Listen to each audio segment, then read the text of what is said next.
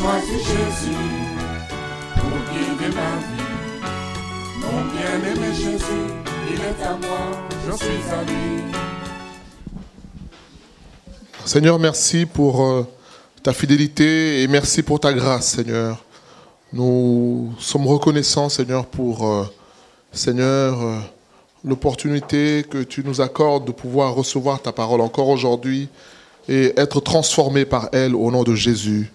Viens prendre la première place au milieu de nous et que la chair puisse s'effacer, que ton esprit puisse parler à nos cœurs afin d'être transformés.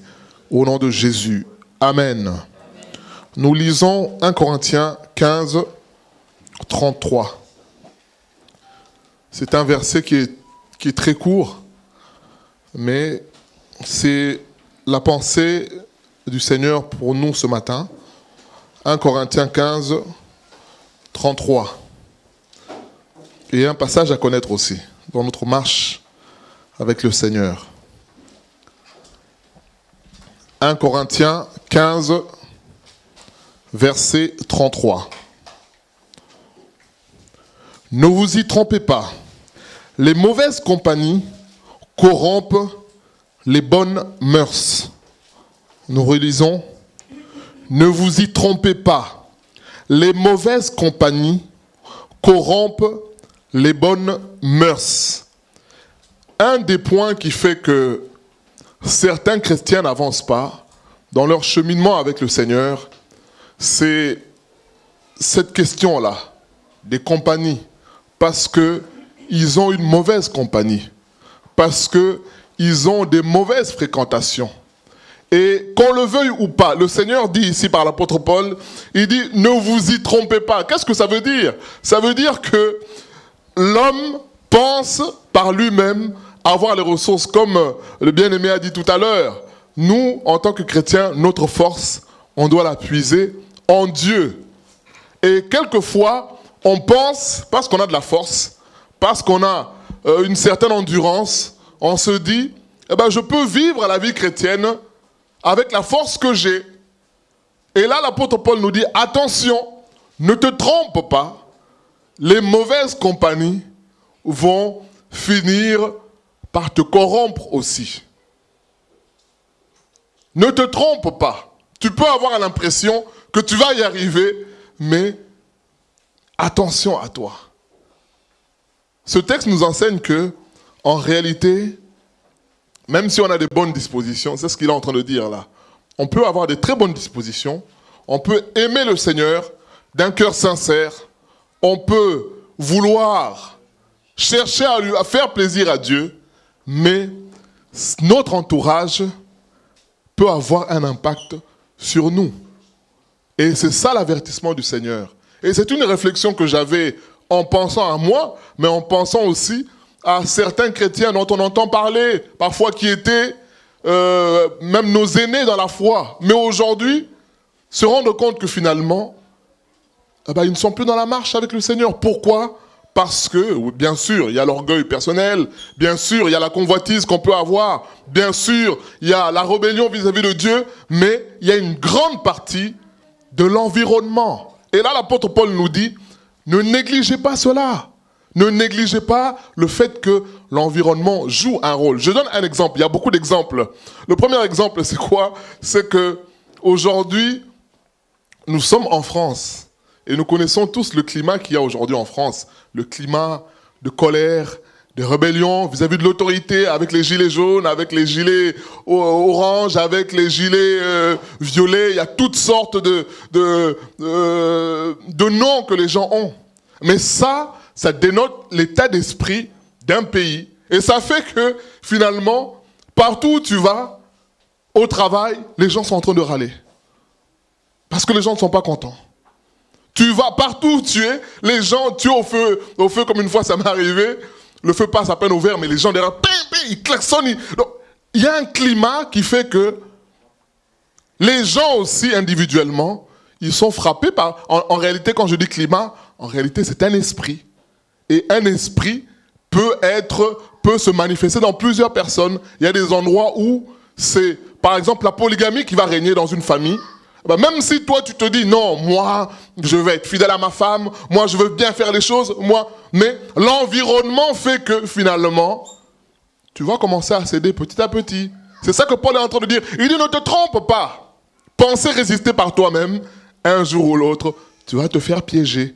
Tu vas te faire avoir. Le but de l'exhortation de ce matin, le thème c'est les mauvaises compagnies, mais le plus important, c'est quelle est la solution? Comment faire? C'est ça le plus important. Nous allons voir ça. Mais là, nous disons, c'est ça notre premier point, prendre conscience du fait que l'environnement a un rôle. Comme je disais, il y a des gens qui sont issus d'une famille où la polygamie a été trouvée quelque chose de normal et ça devient comme un héritage familial. Ce qui fait que une personne calme, tranquille, qui lui dit non, moi je ne ferai pas comme mes parents, je ne ferai pas comme eux. Mais tant qu'il n'a pas renoncé à cela, eh bien, un jour ou l'autre, ça sera des petites courtisanes à gauche, à droite, des petits textos, et finalement, il va se retrouver aussi dans la même situation que ceux qui l'ont précédé, parce que c'est une réalité.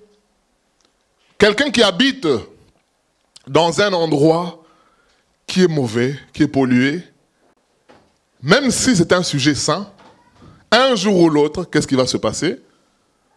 Je donne un exemple, comme c'est souvent le cas en Afrique, il n'y a pas de canalisation. Donc quand il pleut, l'eau stagne, il y a des moustiques, et finalement, quand tu habites à côté, même si tu es sain, avec le temps, tu peux résister une semaine. Tu prends les précautions d'usage, 2 semaines, 3 semaines, mais au bout d'un mois, si la situation n'est pas réglée, qu'est-ce qui va arriver? Les moustiques là, qui viennent à cause de cette eau qui stagne, vont commencer à t'atteindre aussi. Et tu vas tomber malade. C'est pour nous dire que l'environnement a un impact sur nous. On peut être fort, dire non, moi je me préserve. Oui, c'est bien. Mais quelles sont les mesures que tu prends? Parce que l'environnement joue beaucoup. Et c'est ça qui fait que beaucoup qu'on a connus, finalement, à cause de l'environnement, qui sont rattrapés. Et l'apôtre Paul est clair. Hein? Il dit, ne vous trompez pas, qu'on ne vous mente pas. Il y a d'autres versions où, français courant, c'est écrit, ne soyez pas séduits, parce que les mauvaises compagnies vont finir par vous corrompre aussi. Et l'exemple le plus simple, c'est lequel? C'est que quand tu prends un fruit qui est pourri, tu le mets avec des fruits mûrs en bon état, qu'est-ce qui va se passer? Et ça se fait très très vite. Hein. Parfois en quelques heures, la moisissure prend l'autre fruit. La moisissure prend le deuxième. La moisissure prend le troisième. Bien aimé, c'est une réalité. Et qu'on ne se trompe pas. Il y a beaucoup d'exemples. Pour nous qui sommes musiciens, la tendance, quand il y a une fausse note, quelle est la tendance? C'est toujours aller vers le négatif. Je donne un exemple. On peut avoir 100 musiciens. Il suffit qu'il y en ait un, quand il joue, au lieu de faire Do, il fait Si bémol. Eh ben, même s'il y a 99 instruments, qu'est-ce qui va se passer? La fausse note va déranger toute l'harmonie qui est faite. On peut avoir une chorale avec beaucoup de voix, 4000 personnes, mais si dans les 4000, on entend celle qui dégamme, celle qui sort, eh ben ça gâche tout l'ensemble. C'est ça. Donc, il ne faut pas beaucoup, il suffit d'un tout petit peu pour corrompre le reste. Et c'est ça que le Seigneur nous dit. Il dit, ne vous y trompez pas. Les mauvaises compagnies corrompent les bonnes mœurs. Alors la question c'est, comment me comporter à ce moment-là? C'est ça que nous allons voir. Nous lisons aussi le proverbe, toujours dans le même esprit, Proverbe 13, verset 20.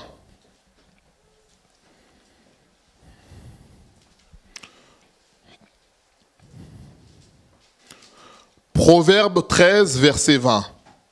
Celui qui fréquente les sages devient sage, mais celui qui se plaît avec les insensés s'en trouve mal. Voilà, on nous donne encore d'autres informations. On nous dit, celui qui fréquente les sages, il devient sage. Celui qui apprend auprès des gens qui sont intelligents, eh ben, il devient intelligent. Il acquiert une certaine culture. Je me rappelle d'un jeune qu'on a eu, là où je travaille actuellement, qui est passé de famille d'accueil en famille d'accueil. Je crois qu'il n'avait que 11 ans ou 12 ans. Et les familles d'accueil dans lesquelles il est passé, c'est des personnes âgées. Donc forcément, puisqu'il a vécu, c'était le seul enfant avec des personnes âgées, bah, il a appris beaucoup de la vie de ces personnes-là, de l'expérience, dans la façon de parler. Parfois, il nous sort des expressions. On se dit, mais parfois des proverbes, on se dit, mais, oh là, mais comment à ton âge tu parles? Mais oui, parce que c'est un environnement. Il a été dans un environnement où on lui a appris à parler français correctement, avec des expressions. Moi, éducateur, je le regarde, je dis, mais je n'ai même pas compris ce que tu me dis. Et c'est étonnant. Mais pourquoi? Parce que l'environnement dans lequel il a évolué lui a appris des choses. Et les jeunes de son âge étaient perdus. Les jeunes qui disent wesh, wesh, wesh, à tout va. Avec un jeune qui parle très bien français, il y a un écart. Hein. Il y a un écart. Même au niveau intellectuel, on voit qu'il y a un écart. Et c'est ça que le Seigneur est en train de dire ici. Celui qui fréquente quelqu'un de sage, bien sûr, nous maintenant en tant qu'enfants de Dieu, la Bible dit, la sagesse vient de quoi? Le commencement de la sagesse, c'est quoi? C'est la crainte de l'Éternel, c'est ça. Et nous, en tant qu'enfants de Dieu, la sagesse, c'est quoi? C'est craindre Dieu, c'est connaître Dieu. Et on nous dit, celui qui fréquente, celui qui craint Dieu, qu'est-ce qui arrive? Eh bien, il devient aussi sage. Donc, il apprend aussi à craindre Dieu. Mais celui qui se plaît, c'est ça notre thème, c'est ça. Celui qui se plaît à être avec les insensés, celui qui prend plaisir à être avec celui qui n'est pas avec Dieu, un jour ou l'autre, il va se faire avoir. On a dit tout à l'heure, la tendance ne sera jamais vers le positif. La tendance sera toujours vers le négatif, bien-aimé. C'est une réalité. C'est l'apôtre Paul qui parle là, dans 1 Corinthiens 15. Il dit, ne vous trompez pas. Non, je sais ce que je fais. Non, je maîtrise. Bien sûr, on va se poser la question après. Mais que faire en tant que chrétien? Est-ce qu'on ne doit plus fréquenter les gens de l'extérieur? On doit rester en vase clos? Non, c'est pas ça la question. Nous allons le lire dans 1 Corinthiens 5, après ce que l'apôtre Paul dit. Mais le but, c'est prendre déjà conscience que mon entourage en tant qu'enfant de Dieu, en tant que chrétien, est important. Prendre conscience de cela. Prendre conscience de cela. Et beaucoup, malheureusement, ils négligent cela. Ils négligent ce fait-là. Alors, il se plaît à être avec des gens qui, parfois, blasphèment contre Dieu, sous prétexte que ce sont des amis. Il y a un phénomène qui m'a toujours étonné, c'est que dans les jeunes, par exemple, qui sont placés, il y a des jeunes qui arrivent, premier placement, ils ne fument pas. Bon, bien sûr, aujourd'hui, donc nous, on fait en sorte que ça soit interdit. Les jeunes qui fument, on les punit, donc ils vont se cacher pour aller fumer. Mais avant, comme c'était plus ou moins, bon, toléré, ceux qui ne fumaient pas, quand ils voient les autres sortir, ils sortent avec eux. Non, mais Jean-Luc, t'inquiète pas, moi je ne fume pas. Mais un mois après, il commence à fumer aussi. Parce qu'il a fait comme les autres. Il a commencé une fois, 2 fois, et puis bon, ça fait un peu grand de fumer. Et puis bon, c'est un peu le style, c'est un peu à la mode. Et il va se mettre à fumer finalement. Voilà. Ce jeune-là qui ne fumait même pas, arrivé là où il est censé être protégé, il se met maintenant à fumer. C'est ça la tendance, bien-aimée. Et le Seigneur nous dit, faisons attention. Les mauvaises compagnies corrompent le bonnes mœurs.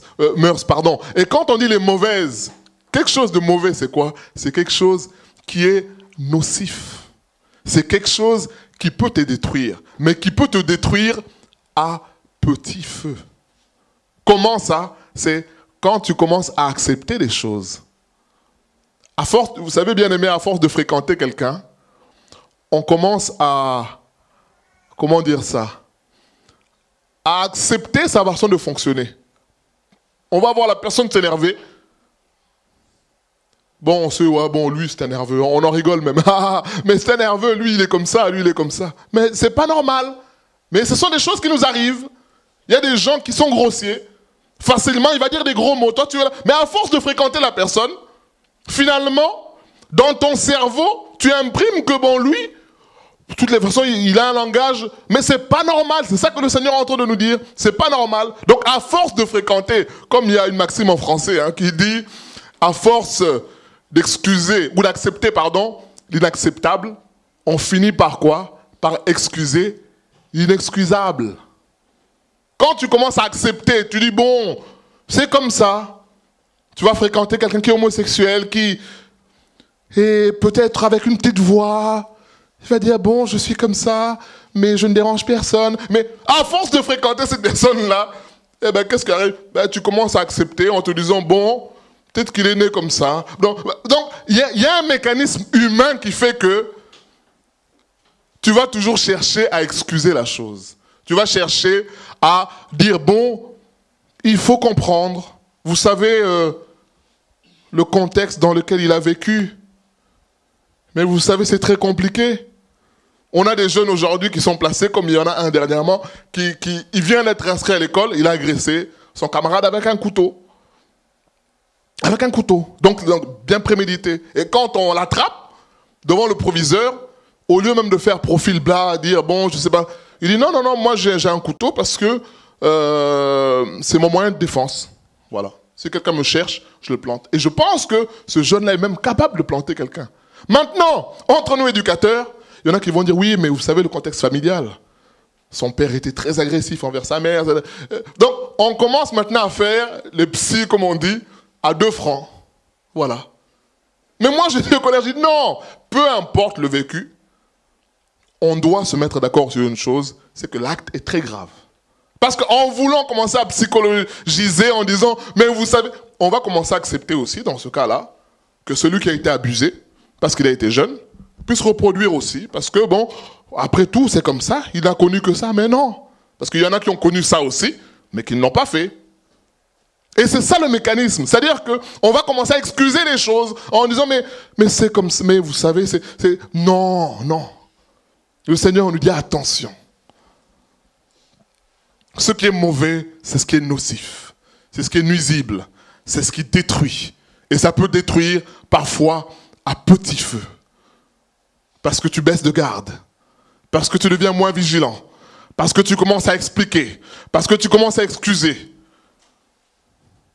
Les mauvaises compagnies corrompent les bonnes mœurs. La question c'est, et je me pose à moi, je nous pose à nous, eh ben, quelles sont les fréquentations que nous avons?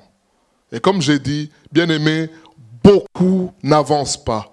Beaucoup tourneront à cause de cela. Parce qu'ils n'ont pas pris conscience que c'est une réalité. Parfois sous prétexte que c'est mon frère de la même chair, c'est ma sœur, c'est mon cousin. On se laisse avoir facilement dans des compromis. Peut-être parce qu'on ne veut pas choquer l'autre. Peut-être parce qu'on ne veut pas être le mouton noir. Et ce n'est pas ça que le Seigneur veut. Le Seigneur veut que nous puissions prendre conscience. Et finalement, c'est ça le but de cette exhortation, c'est savoir comment nous adapter, nous comporter, mais prendre la décision, s'il le faut, de faire le ménage. C'est une réalité, bien aimée. Beaucoup restent dans les sentiments. Nous lisons 1 Corinthiens 5. Parce que la question qui peut être posée, c'est, oui, mais dans ce cas-là, on doit vivre dans un vase clos, on doit vivre loin du monde. Non, l'apôtre Paul dit non. Il dit, on a un cas pratique ici. 1 Corinthiens 5. On peut commencer à partir du verset 1er. 1 Corinthiens 5. On entend dire généralement qu'il y a parmi vous de l'impudicité. Et une impudicité telle qu'elle ne se rencontre même pas chez les païens. C'est au point que l'un de vous a la femme de son père. Et vous êtes enflé d'orgueil. Et vous n'avez pas été plutôt dans l'affliction, afin que celui qui a commis cet acte fût ôté du milieu de vous. Pour moi, absent de corps, mais présent d'esprit, J'ai déjà jugé, comme si j'étais présent, celui qui a commis un tel acte. Au nom du Seigneur Jésus, vous et mon esprit étant assemblés, avec la puissance de notre Seigneur Jésus, qu'un tel homme soit livré à Satan pour la destruction de sa chair, afin que l'esprit soit sauvé au jour du Seigneur Jésus. C'est bien à tort que vous vous glorifiez. Ne savez-vous pas qu'un peu de levain fait lever toute la pâte? Voilà ce que l'apôtre Paul dit. Nous allons revenir sur ce verset. Faites disparaître le vieux levain, afin que vous soyez une pâte nouvelle, puisque vous êtes sans levain, car Christ, notre Pâque, a été immolé. Célébrons donc la fête, non avec du vieux levain, non avec un levain de malice, de méchanceté, mais avec les pains sans levain de la pureté et de la vérité. Je vous ai écrit dans ma lettre de ne pas avoir de relations avec des impudiques, non pas d'une manière absolue, avec les impudiques de ce monde, ou avec les cupides et les ravisseurs, ou avec les idolâtres. Autrement, il vous faudrait sortir du monde. Maintenant, ce que je vous ai écrit, c'est de ne pas avoir de relation avec quelqu'un qui, se nommant frère, est impudique, ou cupide, ou idolâtre, ou outrageux, ou ivrogne, ou ravisseur, de ne même pas manger avec un tel homme. Qu'ai-je en effet à juger ceux du dehors? N'est-ce pas ceux du dedans que vous avez à juger? Pour ceux du dehors, Dieu les juge. Ôtez le méchant du milieu de vous. Voilà ce que l'apôtre Paul dit. Et il dit au verset 6, un peu de levain fait lever toute la pâte. Alors le contexte c'est lequel? C'est que les Corinthiens, c'était des bien-aimés qui ont été bénis par Dieu. Alors il y avait toutes sortes de dons. Il y avait le parler en langue, il y avait des prophéties, il y avait des paroles de connaissance, il y avait tout cela. Et l'apôtre Paul, à chaque fois, il reprend ses frères en disant, le plus important, c'est d'avoir l'amour, parce qu'on peut avoir tous ces dons. Là, on se rappelle, 1 Corinthiens 13, 1 Corinthiens 12, il parle du corps, où il explique que c'est vrai, il y a plusieurs dons, mais Dieu a donné tout cela pour l'édification du corps. Comme de la même manière que la main, le bras, la jambe est assemblé au corps pour que le corps finalement puisse s'épanouir. De la même manière, nous aussi, en tant que corps, il parle aux Corinthiens. Et il dit, mais regardez Corinthiens, vous dites que vous êtes des connaisseurs, vous vous glorifiez, on connaît la loi, on connaît la parole, Mais il dit, mais regardez parmi vous là, il y a un cas qui est grave. C'est que quelqu'un a pris la femme de son père. Il dit, ça, même à l'extérieur, même les païens, beaucoup ne le font même pas. Mais il dit, mais vous n'avez même pas honte d'être avec une telle personne et en même temps dire, on connaît la parole. Il dit, mais non, mais c'est pas normal. C'est pas normal. Et c'est là qu'il arrive au verset 6 pour dire, sachez que un peu de levain fait lever toute la pâte. Il dit, acceptez un peu, finalement, vous allez finir par accepter beaucoup. Et bien aimé, c'est ce qui arrive. C'est ce qui arrive. Et nous allons parler de deux cas. Le cas avec les païens, mais le cas aussi avec les chrétiens. Le cas avec les païens, c'est-à-dire que tu es avec quelqu'un, comme je disais tout à l'heure, qui insulte Dieu. J'ai eu à témoigner une fois. J'ai un ami avec qui j'ai grandi. On a grandi parce qu'on était un groupe. Et qui, depuis un moment, manifeste, mais de la haine vis-à-vis de Dieu. Mais de la haine. Je ne sais pas expliquer ça. Il manifeste de la haine. Bon, quand il a appris que moi je me suis converti, que je me consacre dans les choses de Dieu, et à un moment, fut un temps, je lui envoyais même des pensées. Du jour, tous les matins, il me répondait avec colère, Et finalement, du jour au lendemain, les choses se sont faites toutes seules. Il y a eu une vraie séparation.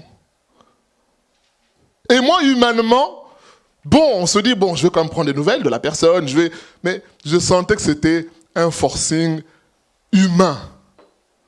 Et au fond de moi, je me suis dit, non, comment je peux chercher à vouloir forcer une relation avec quelqu'un qui est en colère contre Dieu? C'est contradictoire, bien-aimé. C'est contradictoire. En tout cas, je suis en train d'expliquer que j'ai fait ce qu'il faut pour, parler du Seigneur à la personne, essayer de discuter. Mais on sent que la personne a vraiment un problème. Forcément, comme il a un problème avec Dieu, forcément, il a un problème aussi avec moi. Et donc, il y a des amis qui avaient fait un groupe sur WhatsApp où ils nous ont mis tous dedans. Et sans compter les propos qui sont déplacés, mais on sent la colère. Moi, je me suis dit, mais qu'est-ce que moi je veux faire dans un groupe où il y a des gens, notamment cet ami-là, mais un ami très très proche, je ne sais pas ce qui s'est passé, mais il a une colère vis-à-vis de Dieu. Je me suis dit, non, on doit être cohérent. À un moment donné dans la vie, il faut savoir faire des choix. Voilà. Est-ce que c'est le sentiment qui va l'emporter ou la vérité? Je dis, bon, voilà. Je fais ma vie, il fait sa vie. Je prie pour lui, mais je ne ferai plus la démarche d'aller vers lui parce que je l'ai fait pendant au moins 3 ans. D'essayer mais la personne est vraiment en colère vis-à-vis de Dieu. Ah, je dis, même la haine. Je me suis dit non. Donc dans ce cas-là, ben, chacun va tracer sa route. Bien aimé, c'est ça. C'est ça que je suis en train de dire. Et parfois, humainement, on va chercher à forcer, à avoir des relations avec des gens qui ne veulent pas de Dieu. J'ai bien précisé que j'ai fait pendant 3 ans la démarche qu'il faut pour essayer d'arrondir les angles. Mais bien aimé, à force de faire comme ça, un jour, tu vas finir toi-même par te faire avoir. Parce que le salut, il est d'abord une question personnelle. Qui, plus que Dieu, veut sauver cette personne-là? C'est Dieu qui veut sauver. C'est Dieu qui veut sauver. Mais parfois, nous, on veut se mettre là pour forcer. Bien aimé, c'est ça que je suis en train de dire. C'est-à-dire que, et il n'y a pas que lui, il y en a au moins 2 ou 3 comme ça, qui aujourd'hui, des amis très proches, eh ben, il n'y a plus de relation. Parce que, bon, voilà, on n'a pas les mêmes... ils connaissent ma position. Moi, c'est Jésus, c'est le Seigneur, c'est Dieu. Voilà. Mais, bien aimé, quand je dis ça, humainement, pour accepter ça, des gens avec qui tu as grandi, c'est difficile. Mais à un moment donné, on se dit, ben ok, voilà, moi j'ai une nouvelle vie, donc j'ai une nouvelle famille, eh ben j'accepte cela. Voilà. C'est ça. Acceptons cela. Mais malheureusement, beaucoup veulent charnellement, par des sentiments humains, continuer à faire comme si tout était normal, tout était bien. Non, non, il y a un problème. Et c'est ça que l'apôtre Paul reproche aux Corinthiens. Il dit, mais parmi vous, là, il y a quelqu'un qui a une mauvaise vie, qui est notoire. Mais vous êtes avec lui. C'est comme si vous le laissez. En plus, il se dit, frère, c'est ça que l'apôtre Paul est en train de dire. Il dit, mais c'est pas normal. Il dit, moi, même si je suis absent, j'ai déjà jugé cette personne-là. Bien-aimés, prenons conscience dans les relations que nous avons. Prenons conscience, les mauvaises compagnies corrompent les bonnes mœurs. Combien ont eu des amourettes autrefois? Ils sont peut-être mariés aujourd'hui, mais tu gardes le numéro de la personne. En disant, bon, je veux lui parler du Seigneur. Bien-aimé, on se connaît. On se connaît. Depuis 10 ans, tu lui parles du Seigneur. Il ne change pas. Mais tu lui envoies toujours... Non, soyons cohérents. C'est ça le but de l'exhortation d'aujourd'hui. C'est dire, c'est bien de parler du Seigneur, mais sache que Dieu veut sauver la personne plus que toi tu ne veux sauver. Alors, ça fait 10 ans que tu parles à la personne de Jésus, la personne te dit toujours, ah, je te tape à l'épaule là, dit, ah, laisse-moi vivre. Mais ça fait 10 ans. Bien sûr, si c'est le Seigneur qui te dit, gloire à Dieu. Mais si ce n'est plus le Seigneur, bien-aimé, prends des dispositions. Combien ont eu des amourettes autrefois et finalement, tiens, petit rendez-vous, on va se revoir, on va... Et ça casse le mariage. Combien? Paul dit ici, un peu de levain. Le levain, c'est comment, je ne sais pas comment dire ça, une matière qu'on met dans la pâte. Et il en faut un tout petit peu. Hein. Il en faut juste un tout petit peu. Et ça fait lever la pâte. Mais nous, aujourd'hui, en tant que chrétiens, parce que Dieu, dans Lévitique, a ordonné avant la Pâque qu'ils mangent du pain sans levain. Le levain, pour nous, chrétiens, c'est quoi? C'est le péché. Et l'apôtre Paul est en train de dire, un tout petit peu de péché, eh ben ça va contaminer. Vous savez, quand on était jeunes, on avait souvent une expérience à faire. On disait, prenez une feuille blanche, mettez juste une toute petite tache d'encre. Ben, la feuille blanche n'est plus propre. C'est-à-dire que tu ne peux plus, tu vas l'utiliser comme un brouillon, mais tu ne peux plus l'utiliser comme un courrier officiel parce qu'elle est sale. Il suffit qu'il y ait un peu d'encre. Pourtant, la feuille est grande. Et c'est ça le levain, c'est ça le péché. C'est-à-dire qu'il suffit qu'il y en ait un tout petit peu et ça va finir par te corrompre. Comme un virus qui rentre. Je me rappelle une fois, on nous a prêché ici. Il y a des gens, toujours 23h30, t'envoies un texto. Coucou chérie. Toi, tu réponds oui, ça va. Ah, donc ça veut dire, tu réponds ça va, ça veut dire quoi? Ça veut dire que tu es la chérie. Ou alors tu es le chéri. On se dit, ben non, mais je contrôle, je maîtrise. Bien aimé, un jour ou l'autre, tu vas finir par te faire avoir. Combien ne se sont pas fait avoir? Ça a commencé comment? Sur Facebook. Ça a commencé sur des réseaux sociaux. Petit message, et un jour, rendez-vous, tu te tiens la tête. Mais ça a commencé juste au téléphone, juste sur Internet. Pourtant, un ordinateur, devant un ordinateur, on se dit, mais c'est inoffensif. Ça ne va rien me faire, mais je sais. Je me rappelle un collègue, lorsque j'étais à Évreux, qui travaille de nuit, donc forcément, il n'a pas de vie de journée, parce qu'il travaille toutes les nuits. Et donc, la journée, il dort. Et donc, il me dit, le seul moyen pour moi d'être en lien avec les gens, c'est par Internet. Et donc là, il a noué une relation avec une personne, une soi-disant charmante, jolie fille en Russie. Moi j'ai dit, Bruno, fais attention. Cette histoire-là, il dit non, là c'est du sérieux et tout, j'ai vu les photos. J'ai dit, bon, est-ce que tu as parlé avec la personne? Il dit, non, pas encore, mais c'est du sérieux. Bien aimé, il s'est rendu compte que c'était un monsieur costaud en Côte d'Ivoire, avec qui il parlait pendant 2 ans. Un monsieur bien musclé. Mais pourtant, c'est juste Internet. C'est juste Internet. On dit, oh, je contrôle. Mais quand les sentiments arrivent, tu ne contrôles pas. Bien aimé, les sentiments, là, il n'y a pas une porte. Pour mettre, dire, bon, allez, je bloque. Non, il n'y a pas de porte. Tu peux dire, non, il est vilain. Oh là là, regarde comment il est. Regarde. Mais à force, bien aimé, en français, ils disent quoi? L'appétit vient comment? À force de côtoyer la personne, tu commences à trouver des bons côtés. Mais finalement, il n'est peut-être pas beau physiquement, mais vous savez, c'est la beauté du cœur, la beauté intérieure. Bien aimé, à force, tu vas finir par te faire avoir. C'est ça le thème de ce matin. C'est de nous dire, prends conscience de cela. C'est une réalité. Et c'est ce que l'apôtre Paul dit ici. Il dit un peu de levain fait lever toute la pâte. Un peu de levain fait lever toute la pâte. Et là, il est clair, il dit, parce que les gens vont dire, mais est-ce qu'on ne doit pas? Il dit non, je ne dis pas qu'on ne doit pas avoir des relations avec les païens, de manière absolue, non. Dans ce cas-là, on doit sortir du monde. Il dit non, nous sommes dans le monde. Mais même avec ces païens-là, même si on veut annoncer la parole à ces gens, nous-mêmes, prenons garde à nous-mêmes. C'est ce qu'il dit dans 1 Corinthiens 9. Il dit, je tiens à assujettir mon corps, mon propre corps. Après avoir prêché aux autres, moi-même, je fais attention. Combien de fois il nous est arrivé d'être avec les collègues, avec des conversions en dessous de la ceinture, tu es là, tu rigoles.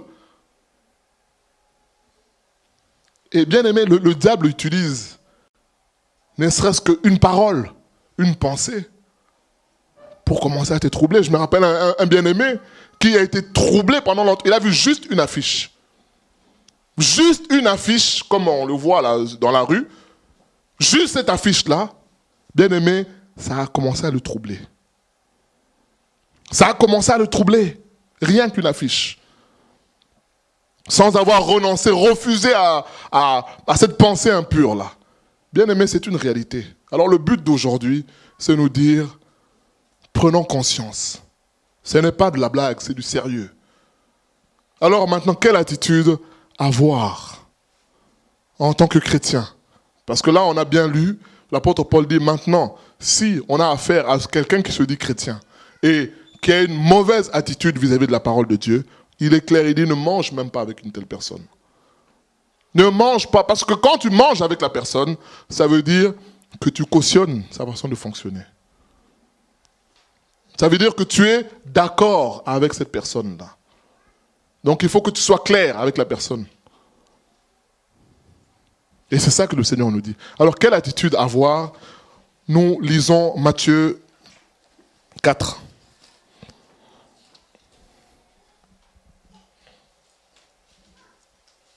Matthieu 4, donc il s'agit de la tentation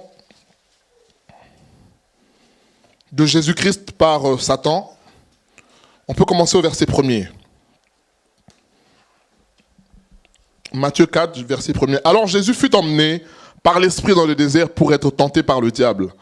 Après avoir jeûné 40 jours et 40 nuits, il eut faim. Le tentateur s'étant approché, lui dit, « Si tu es le Fils de Dieu, ordonne que ces pierres deviennent de pain. » Jésus répondit, « Il est écrit, l'homme ne vivra pas de pain seulement, mais de toute parole qui sort de la bouche de Dieu. » Le diable le transporta dans la ville sainte, le plaça sur le haut du temple et lui dit, « Si tu es le Fils de Dieu, jette-toi en bas, car il est écrit, il donnera des ordres à ses anges à ton sujet, et ils te porteront sur les mains, de peur que ton pied ne heurte contre une pierre. » Jésus lui dit, « Il est aussi écrit, tu ne tenteras point le Seigneur, ton Dieu. »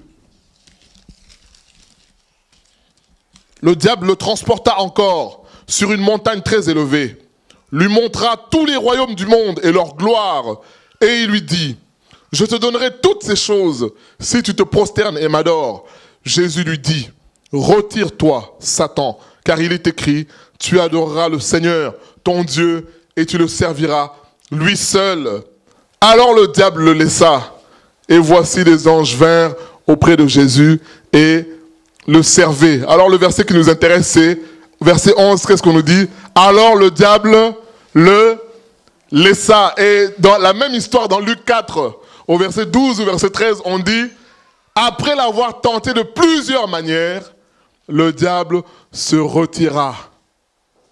Bien-aimé, quelle attitude à avoir lorsqu'on a affaire à une mauvaise compagnie? C'est parler de la parole. Bien-aimé, c'est parler de la parole. Comme j'ai dit tout à l'heure, j'ai donné le témoignage. Cet ami-là, et même d'autres encore, avec qui je n'ai plus d'affinité, je pense qu'il doit m'en rester peut-être sur 10 ou 7, il doit peut-être m'en rester un que je ferai, avec qui on a des contacts réguliers. Tout le reste, il n'y a plus rien du tout. Quelle attitude à avoir? C'est parler. Bien-aimé, c'est ça. La personne vient et te raconte une histoire. Ah, tu sais, Jean-Luc, oh là là, l'autre, il m'a tellement énervé, j'ai voulu le gifler. Ah, bien-aimé. Ou pas, même pas bien-aimé. S'il n'est pas chrétien, il dit, ah, mais non, mais la Bible dit de ne pas gifler. Parce que gifler, c'est mauvais. C'est de la violence. Non. Discute. Est-ce que tu as pris le temps de discuter? La Bible dit, ah, voilà. La personne vient et te dit, mais tu sais, mais que dit la Bible? Il est écrit quoi? C'est ça que Jésus a fait avec le diable là. Jésus avait la capacité de neutraliser le diable en un instant. Mais il a pris le temps de dire, il est écrit. Il est écrit. Bien aimé, combien ne nous fouillent pas? Parce qu'ils savent que, lui là, si je vais, il va me dire encore Jésus, Jésus, Jésus, Jésus. Non, c'est vrai ou c'est pas vrai? Et c'est ça que nous devons faire pour nous protéger. C'est la Bible. Quand il sait qu'il vient, il a un problème, même si on peut avoir le moyen de peut-être d'aider le bien-aimé, mais le réflexe, bon, tu m'as présenté la situation, on va prier. Ah, là, il se dit, ah, je savais. Il fallait que j'aille voir quelqu'un d'autre. Lui, il me dit, on va prier. Bien-aimé, c'est ça. C'est ça les bonnes attitudes. Comme ça, s'il a l'habitude d'escroquer les gens à gauche, à droite, il sait que... Parce que, bien-aimé, il y en a qui vont te prendre dans les sentiments. Nous, ça nous est arrivé quand on était au Maroc une fois en mission. Des étudiants sont venus, oh, vous voyez, on n'a rien. La sœur qui était là, elle prend sa Bible, elle prend tout ce qu'elle avait, elle donne. Je dis, oh, mais non. Tu peux faire les choses, mais un chrétien doit faire les choses parce que c'est Dieu qui lui demande. Ce n'est pas de sentimentalisme. Mais non, tu vas te faire avoir. Tu vas te faire avoir. Il y a des gens qui n'ont pas de scrupules. Il va venir te dire même mon enfant est mort. Moi, ce sont des histoires que je connais. Bien aimé, c'est une réalité. Je connais une personne qui est venue voir pour dire non, mon enfant est mort, donne-moi une avance sur salaire. C'était faux. C'était faux. Et parfois tu lui donnes même, tu pleures. T'as même pas, tu vas même peut-être même t'endetter pour donner à la personne. Arrivé là, tout était faux. Et effectivement, cette personne avait menti. Mais malheureusement, 1 mois ou 2 mois après, l'enfant est réellement mort. C'est une réalité, bien aimée. Mais c'est pour nous dire, ayons le réflexe, quand les gens s'approchent de nous, ils savent que lui, on va commencer d'abord par la prière. Après, je vais lui présenter mon cas. Il va me dire, bon, crois au Seigneur Jésus. C'est bien aimé, c'est ça. Mais quand la personne sait que, il va me faire son speech, mais moi je l'attends au tournant, moi j'ai mon problème, je vais lui présenter mon problème, il doit résoudre mon problème, bien aimé, on va toujours se faire avoir. Il y a des gens qui ont la critique facile. C'est ça les mauvaises compagnies. Il y a des gens qui ont la critique facile, surtout nous ici en France, on est des spécialistes. Hein. Parfois ça commence avec des gestes. Là tu vois déjà que la personne veut commencer. Quand c'est comme ça, tu bombardes aussi avec la parole. Tu montes dans l'ascenseur. Oh là là. En Normandie, là, tu vois que donc la personne est en train d'arriver là. Je dis, oui, mais Dieu nous promet quelque chose au ciel. Il nous promet une vie où il n'y a pas besoin d'éclairage, de lumière, une ville qui est éclairée par lui-même. Bien aimé, c'est ça. Quand tu dis ça, je pense que la personne va se taire, elle va te regarder et dire, mais qu'est-ce qu'il me raconte lui? Il y a des gens qui ont la critique facile. Ils viennent toujours te voir pour dire, non, mais toi, tu dis, écoute, moi, j'ai entendu ce que tu as dit, je ne nie pas ta souffrance, mais je suis chrétien et la Bible dit, il faut connaître aussi les passages.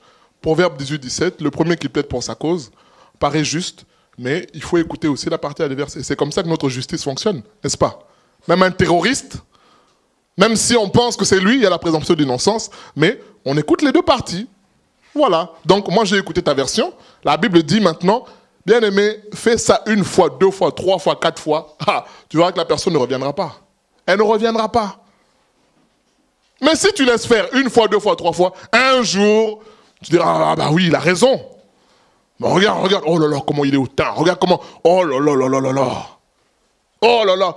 Bien aimé, tu t'es fait avoir, malheureusement. Quel réflexe avoir? Bien aimé, parlons de la parole. La Bible dit, Jésus a présenté la parole et le diable a fui. Il a fui, il s'est dit, non, là, je ne peux pas l'avoir. Je ne peux pas l'avoir. Et c'est ça l'attitude qu'on doit avoir. Quelqu'un vient dénigrer une autre, calomnier une autre. Oh, il est léger, il est ceci, il est cela. Bien aimé, réponds par la parole de Dieu. Pourquoi? Pour que toi, tu te préserves toi-même. Parce qu'on est humain. Parfois, il y a des conversations qui ont un goût salé ou un goût sucré. Quand on critique quelqu'un, toi tu es assis, même si tu dis rien, mais au fond de toi tu jubiles, tu dis, ça c'est bien, ça bien aimé, c'est pas bon. Ayons le réflexe de sortir toujours la parole. Que faire? Parler de la parole. Que faire?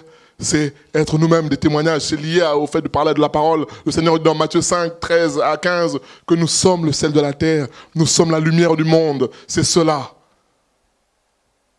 Quand la mauvaise fréquentation vient comme ça, nous, on affiche la lumière de Jésus. Voilà. C'est ça que le Seigneur veut. 2 Timothée 3, un deuxième point.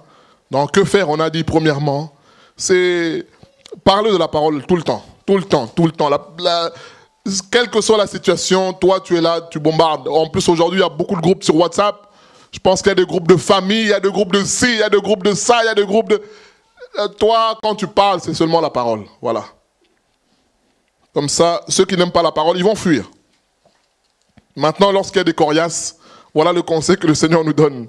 2 Timothée 3, 1 à 5. Sache que dans les derniers temps, dans les derniers jours, il y aura des temps difficiles, car les hommes seront égoïstes, amis de l'argent, fanfarons, hautains, blasphémateurs, rebelles à leurs parents, ingrats, irréligieux, insensibles, déloyaux, calomniateurs, intempérants, cruels, ennemis de gens de bien. Bien aimé, tout ce qu'on décrit là, c'est une réalité, c'est ce qu'on vit aujourd'hui. Traîtres, emportés, enflés d'orgueil, aimant le plaisir plus que Dieu, ayant l'apparence de la piété, mais reniant ceux qui ont fait la force. Qu'est-ce que l'apôtre Paul dit à Timothée? Fais quoi? Éloigne-toi de ces hommes-là. C'est ça notre deuxième point. C'est, s'il le faut, c'est fuir. C'est s'éloigner. L'apôtre Paul est clair, il dit, éloigne-toi de ces gens-là. Parce que si tu ne t'éloignes pas, tu vas finir par toi-même te faire prendre. C'est cela. Éloigne-toi de ces personnes-là. Parce qu'on doit se préserver. Et c'est ça que le Seigneur veut. Que nous puissions nous préserver, que nous puissions garder le salut. C'est ça que le Seigneur veut. Alors on nous dit ici, éloigne-toi de ces personnes-là. Et il y a un verset que j'aime beaucoup dans Matthieu 5, 29 qui est radical, où Jésus, on peut le lire, ce n'était pas prévu, mais on va le lire rapidement. Matthieu 5. Matthieu 5.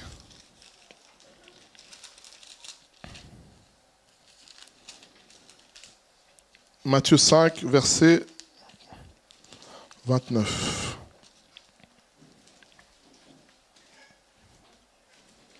Si ton œil droit est pour toi une occasion de chute, arrache-le et jette-le loin de toi. Car il est avantageux pour toi qu'un seul de tes membres périsse et que ton corps entier ne soit pas jeté dans la géhenne. Si ta main droite est pour toi une occasion de chute, verset 30, coupe-la et jette-la loin de toi, car il est avantageux pour toi qu'un seul de tes membres périsse et que ton corps entier n'aille pas dans la géhenne. Voilà ce que le Seigneur dit. Alors qu'est-ce que le Seigneur est en train de dire ici? Est-ce qu'il faut commencer à s'automutiler? Non, il dit, en réalité, face au péché, on doit prendre des mesures radicales. Quand il dit coupe la main, coupe ton œil, c'est-à-dire prends une mesure radicale. Pas de mesurette. Comme j'ai dit tout à l'heure, tu sais que j'ai le numéro d'un tel, mais que ce tel-là est toujours un peu ambigu dans sa façon de... Tu ne veux pas de problème. Qu'est-ce que tu fais? Tu effaces le numéro. Tu ne veux pas de problème. Mais tu gardes quand même. Ah bon, on ne sait jamais. Les bonnes relations. Ah, les bonnes relations. Elles seront bonnes, les relations. Le Seigneur dit, prends des mesures radicales. Parce que tu sais que là, moi-même je me connais, je sais que j'aurais du mal à me positionner. Alors, voilà, je suis radical. Voilà, j'annonce la couleur tout de suite. J'annonce la couleur tout de suite. Et c'est ce qu'il dit à Timothée, Paul, il dit, fuis ces gens-là. Comme j'ai témoigné une fois, je parlais avec une personne qui me dit, j'ai tel problème. J'ai dit, écoute, on peut prier ensemble par rapport à ce problème que tu me dis. Mais la vraie solution viendra de la décision que tu vas prendre. La vraie solution viendra de la décision que tu vas prendre. Et le frère tout seul, il a compris ce que je lui ai dit, il m'a dit, bon, c'est vrai.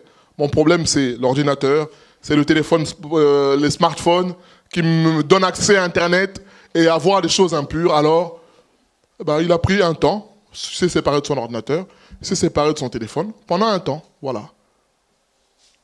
C'est ce que le Seigneur dit. Prends des mesures. Tu sais que là, c'est un point faible, mais bon, tu continues quand même à jouer avec le feu. Il dit, fais attention. Et c'est ça que Jésus est en train de dire ici. Donc, prends des mesures fermes. Prends des mesures fermes. Dans le but de te protéger, toi. C'est ça. Et c'est ça que le Seigneur veut aussi pour nous. Et c'est ce que Paul dit. Il dit, éloigne-toi.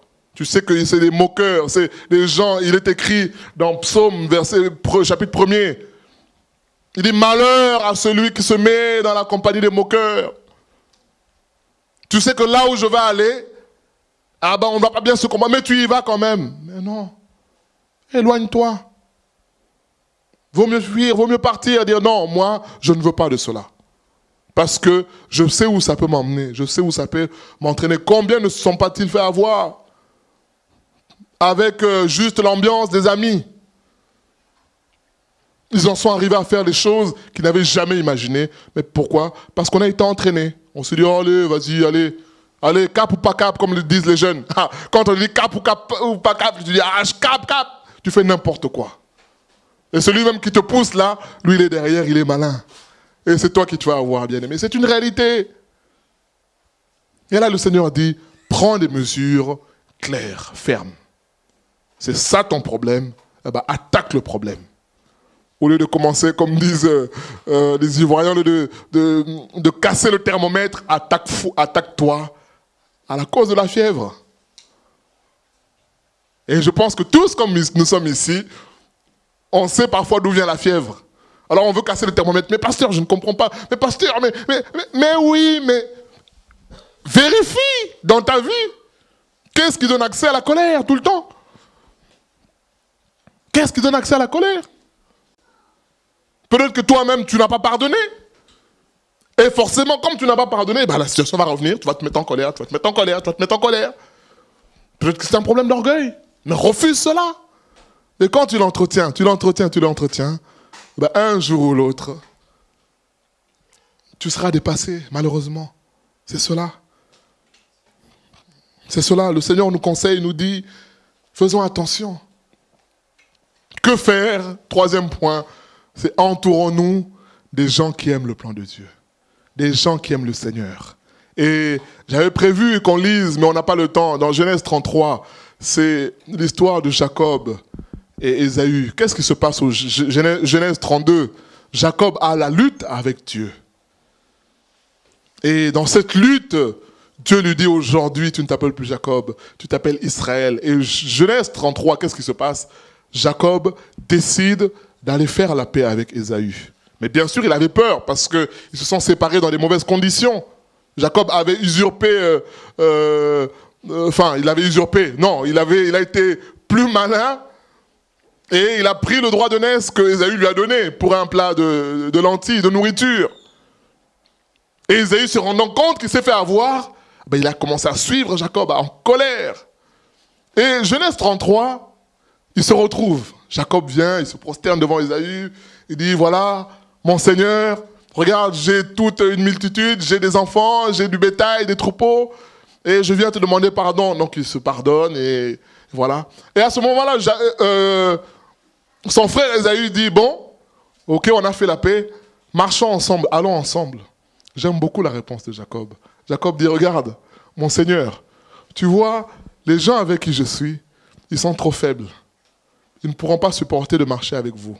Alors, vaut mieux que toi, tu prennes ta route, que tu partes, et moi, je partirai dans ma direction. Et on nous dit, Ésaü partit pour Séhir, et Jacob alla vers la direction de Sukkot. Et quel est l'enseignement qui est là? C'est pour nous dire que Jacob connaissait son frère Ésaü. Bien aimé, ce sont des frères, même père, même mère. Mais Jacob, quand il répond comme ça, parce qu'il a déjà eu la lutte avec le Seigneur, comme Jacob était attaché au plan de Dieu, il savait qu'un jour ou l'autre, faire alliance avec son frère Ésaü allait le conduire toujours à avoir des problèmes. Il le savait. Parce que les gens diront, oui, mais Ésaü a usurpé. Oui, c'est vrai, c'est mal. Mais bon, Dieu a laissé faire. Mais dans tous les cas, ce qu'on sait, c'est que Jacob était attaché au plan de Dieu. Jacob aimait Dieu. Et comme il aimait Dieu, il a préféré dire à son frère, écoute, toi, tu as du bétail, tu as beaucoup de choses, va. Mais il a parlé avec sagesse. Il lui dit, nous, on n'aura pas la force de te suivre. Moi, j'ai des enfants, j'ai des troupeaux, j'ai des servants, ça va être compliqué qu'on aille ensemble. Donc toi, va dans ta direction, moi, je vais prendre ma direction à moi. Parce qu'en quelque sorte, il est en train de lui dire, moi, je suis attaché au plan de Dieu. C'est ça. Et c'est ça que le Seigneur veut pour nous. Et c'est ce qui va se reproduire encore avec qui? Avec son fils Joseph. Les gens disent, mais Jacob est injuste, Jacob. Non, non, Jacob était attaché à Joseph parce que, déjà on le dit, Joseph rapportait les mauvais propos de ses frères, mais il y a une raison qui est plus grande encore, c'est que Jacob était attaché à Joseph parce que Joseph était comme son héritier spirituel.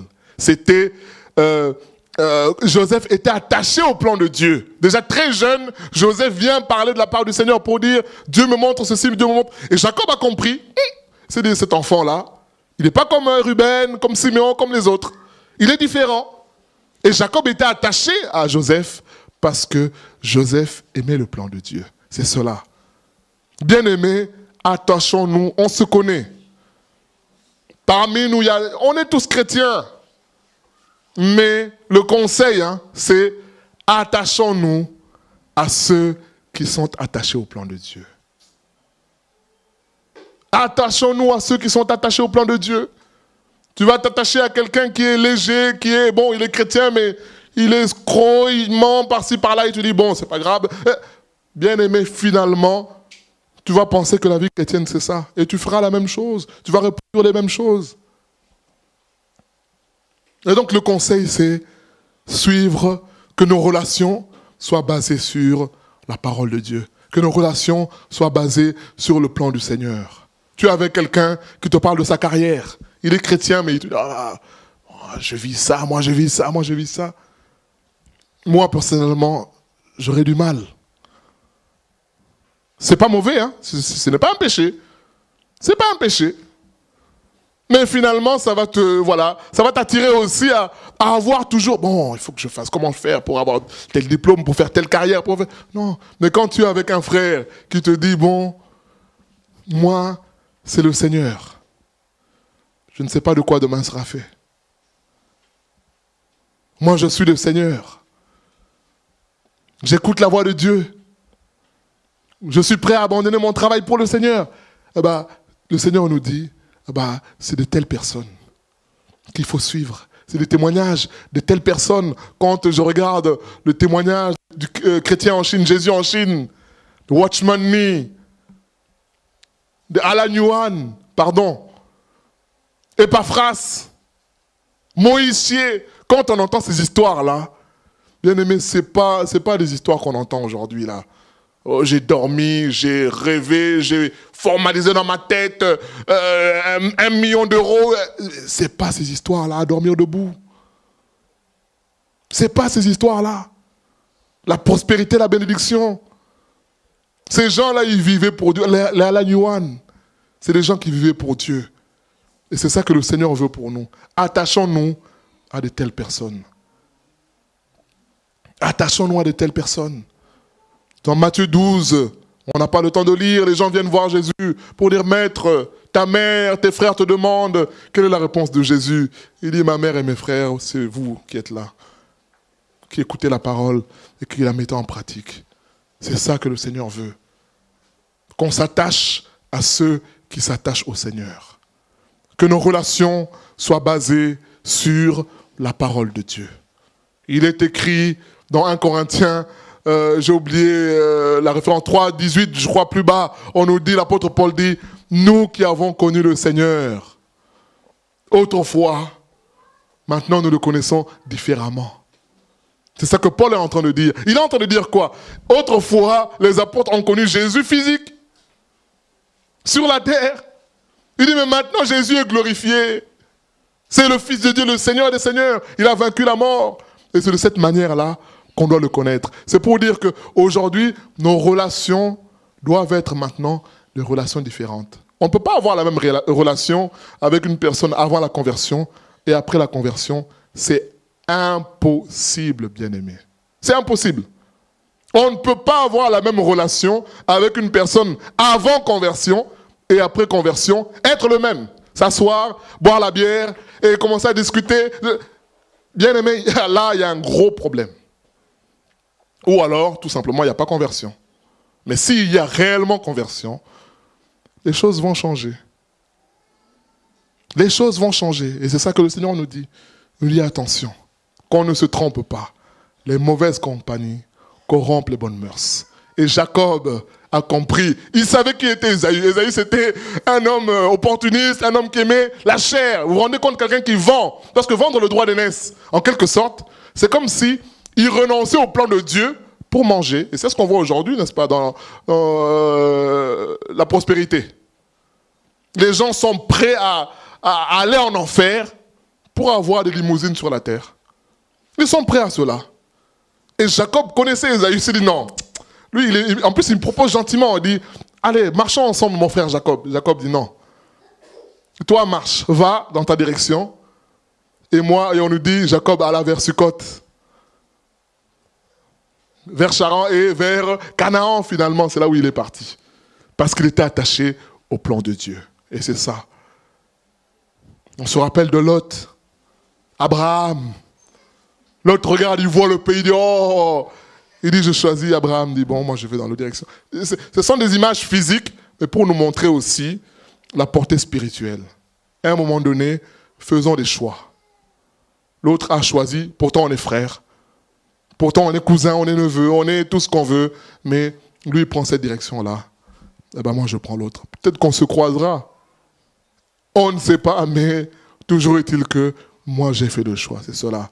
Alors qu'on ne se trompe pas, les mauvaises compagnies corrompent les bonnes mœurs. Le but de ce jour, c'est faire un ménage dans notre vie. Il y a des choses qui n'avancent pas dans notre vie parce que nous n'avons pas pris certaines décisions ou parce que nous avons voulu voir les autres comme nous les voyons autrefois. Et c'est ce que Paul dit. Il dit maintenant, on ne voit plus Jésus comme avant. Maintenant, Jean lui-même, on dit de lui qu'il mettait la tête sur Jésus pour dormir dans l'Apocalypse. Quand il a la vision du Seigneur, il se prosterne, il s'allonge, puisqu'il ne voit plus Jésus de la même manière. Et c'est ce que l'apôtre Paul nous dit, que nous aujourd'hui, étant devenus chrétiens, on ne doit plus avoir les mêmes relations avec les gens. Les relations maintenant, ça doit être fondé sur la Bible, sur la parole. Et bien évidemment, celui qui ne veut pas de Dieu, eh ben ça va l'énerver. Mais est-ce pour autant que toi tu vas changer? Mais non, tu ne changeras pas, parce que toi tu seras toujours sur ta position. Moi c'est comme ça. Moi c'est comme ça, voilà. Et une telle position, ça aidera la personne. Le jour où il se convertira véritablement parce qu'il a eu un vrai modèle. Parce qu'il a eu un vrai modèle. Mais si ce n'est pas le cas, malheureusement, il va se dire, bon, on peut être chrétien et finalement être léger, être... Non, bien-aimé.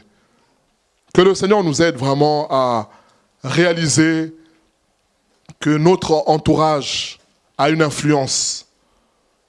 Notre environnement a une influence sur notre façon de vivre. Comme on a dit tout à l'heure, quand on est dans un environnement malsain, pollué, on finit par tomber malade. On va avoir le rhume, on va avoir la toux, on va avoir toutes sortes de maladies parce que l'environnement est mauvais. Un enfant qui grandit dans un climat de violence, eh ben, il aura tendance à reproduire par des paroles violentes, par des actes violents, parce qu'il a appris ça. C'est comme ça. Et nous décidons aussi qu'est-ce que nous voulons comme environnement. Qu'est-ce que nous voulons comme entourage, comme compagnie, si nous voulons avancer avec le Seigneur. Prions au nom de Jésus. Seigneur, merci pour ta parole, Seigneur, qui nous rappelle, Seigneur, que les mauvaises compagnies, les mauvaises fréquentations, Seigneur, peuvent avoir un impact sur nos vies. Seigneur, pardonne-nous pour toutes les fois où nous avons négligé cela, Seigneur, sous prétexte d'être sages, sous prétexte, Seigneur, aimer les gens, Seigneur. C'est une bonne chose, Seigneur, d'aimer. Mais Seigneur, tu connais nos motivations, les motivations de nos cœurs. Et nous prions pour que tu nous délivres, Seigneur, de toute légèreté, Seigneur, qui nous amène à faire des alliances, quelquefois avec des gens qui te combattent, Seigneur. Seigneur, nous prions pour que tu nous aides à être des lumières, comme nous l'avons dit, à parler de toi, dans nos familles, au travail, quelle que soit la situation. Que la Bible soit au-dessus, comme Jésus, notre Maître, a fait avec le diable, qui s'est enfui. Seigneur, nous prions pour que tu nous aides aussi, Seigneur, à mettre la Bible au-dessus de tout. Lorsqu'il faut s'éloigner, Seigneur, des mauvaises fréquentations, que nous ne puissions pas avoir honte, Seigneur. Joseph n'a pas fait le costaud devant la femme de son chef. Joseph a fui, il a laissé le manteau, il est parti en courant. Mais il est resté, Seigneur, debout. Il n'a pas péché contre toi. Seigneur, nous prions pour que tu nous aides aussi. Quand il faut fuir, Seigneur, partir, s'éloigner, que nous puissions nous éloigner parce que nous risquons d'être contaminés, Seigneur. À petit feu, merci pour ta parole. Merci pour ton esprit, Seigneur, qui nous amène à prendre des décisions dans nos vies au nom de Jésus. Amen.